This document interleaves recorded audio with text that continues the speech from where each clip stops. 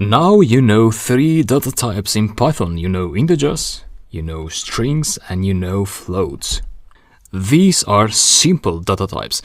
We also have what is known as compound data types, types that are made of different objects. And the list is the most popular one. So in a list, you can actually store multiple objects.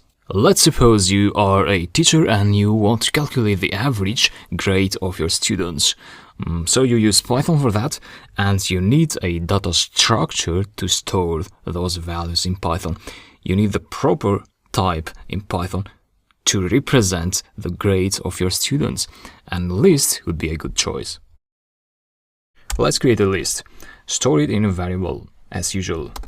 Student grades equal to open square brackets, close square brackets. So the objects now will go inside this syntax. So you saw that with integers, you'd use a number without quotes. For strings, to tell Python that that is a string, you use double or single quotes. And with lists, you use these square brackets. So every type has its own syntax. So let's say 9.1 and 8.8 and 7.5. Those are the grades of your students.